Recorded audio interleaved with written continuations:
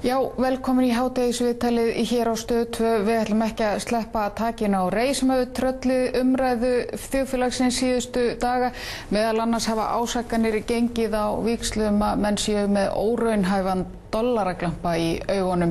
En eina fáum hlutlausu og ópólitísku röddum í þessari umræðu hefur komið frá Stefáni Arnórssyni, prófessor í jarðfræði við Háskóla Íslands. Hann sestur hérna hjá mér til þess að ræða þessi mál. Velkomin. Já, hei. Mér langar nú til að spyrja það bara fyrst, þetta hefur gengið svo hratt hérna síðustu 10-11 daga eða hvað það síðan þessi stjórnarfundur var í Orkuveitunni. Hvernig blasir allt þetta óðagott við þér?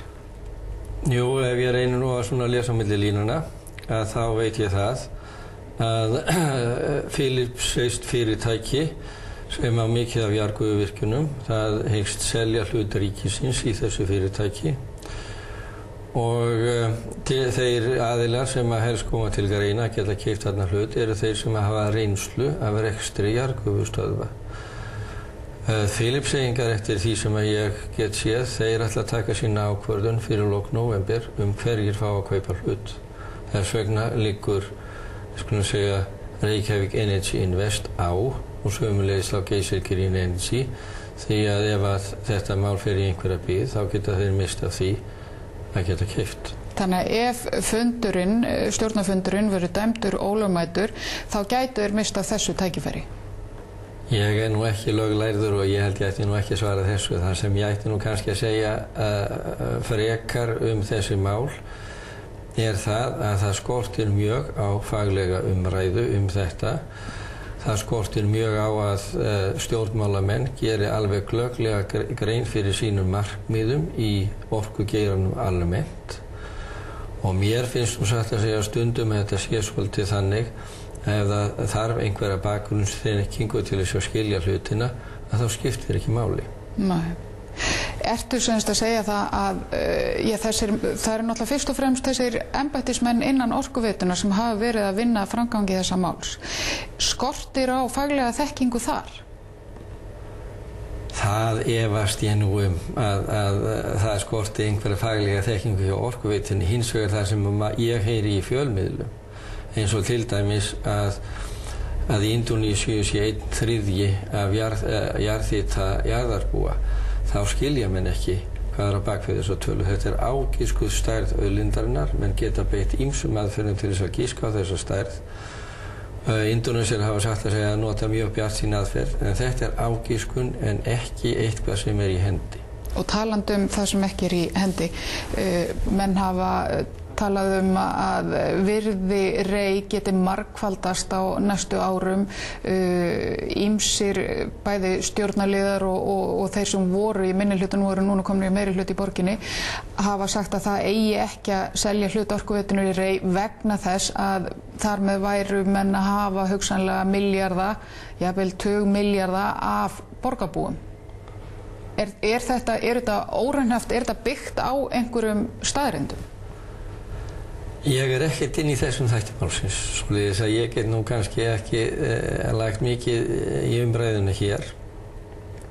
Það sem náttúrulega ljóst að ef að fyrirtæki eins og Rey fær aðgang að allri þeirri þekkingu sem hefur byggst upp á áratugum hjá Orkuveitunni, að þá eru þeir að njóta þeirrar uppbyggingar.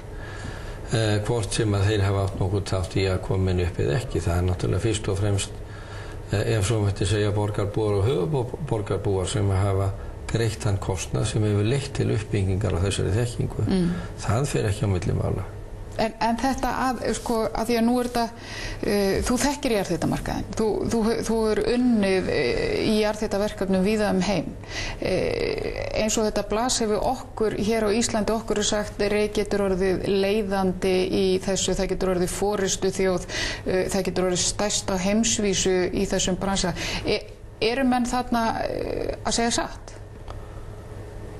Ég get ekki svarað því, en það sem manni finnst vera í gangi, að menn tala upp verðið og svo mætti segja, og þá kannski gott að vitna Ingvar Birgis sem var í útvarpinu í gær, að menn tala ekki upp gufu í borholum og menn tala heldur ekki upp þekkingu til þess að virka jarðhita á þennan hátt. Þannig að það getur vel verið að mönnum takist það og ég veit ekki hver stendur fyrir því en svona var gert með díkót á sínum tíma.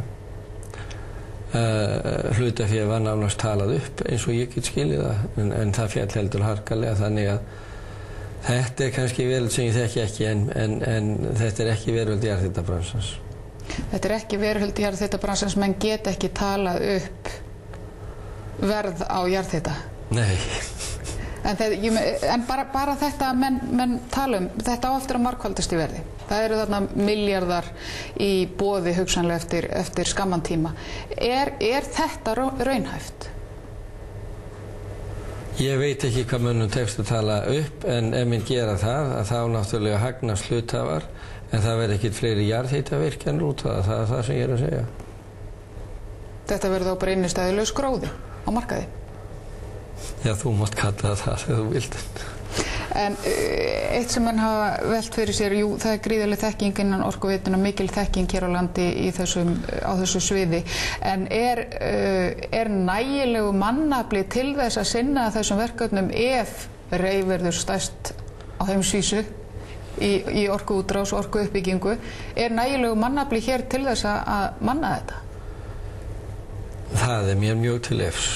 Við erum ekki fjölmenni, við erum góðir í jarðhitaveraldavísu, við erum í hópi örugglega þeirra þjóða, 5-10 þjóða sem eru sterkastar af þessu sviði, bæði því að varðar jarðvísindin og raunaverkfræðina líka.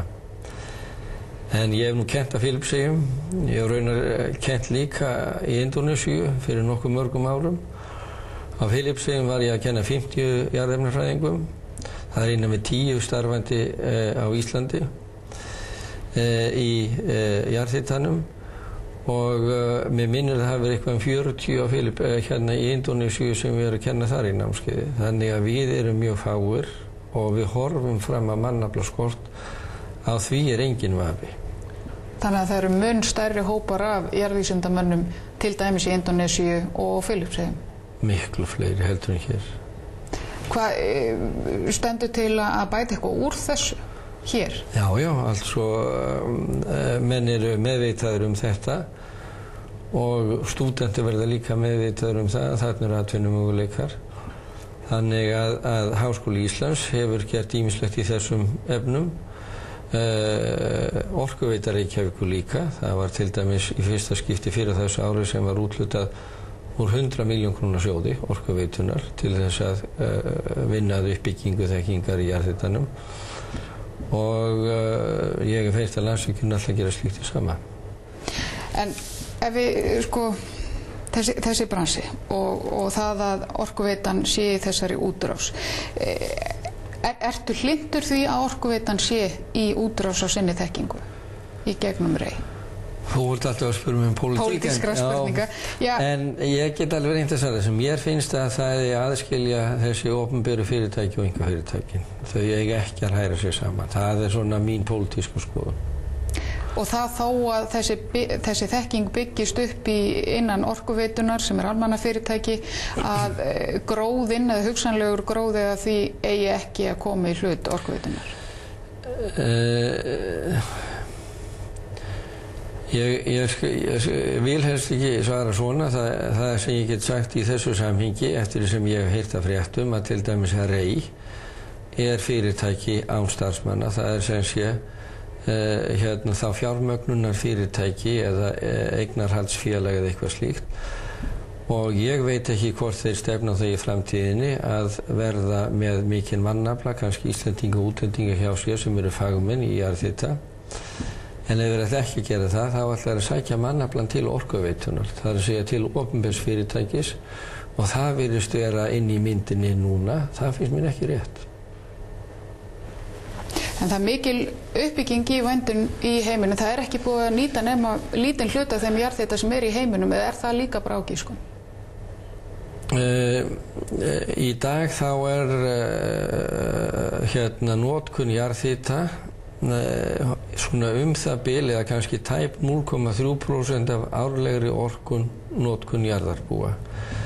Kol og jarðolía og gas eru tæp 19%, vatnsafl 7%, kjarnorka 4%.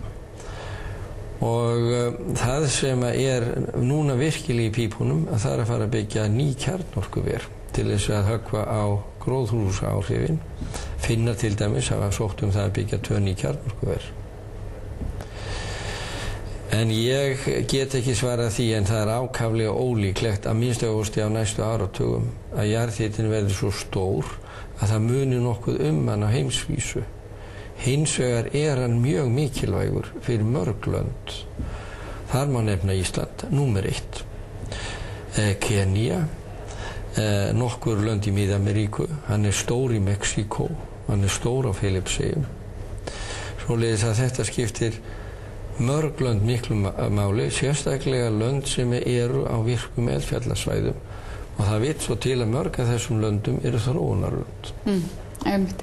Við verðum því meira að hætta hérna. Stefán Arnórsson, prófessor, þakka þér kærlega fyrir þetta. Hádegisfréttum lokið hér á Stöð 2. Við verðum að sjálfsögðu aftur klukkan 6:30 með fréttir á Stöð 2.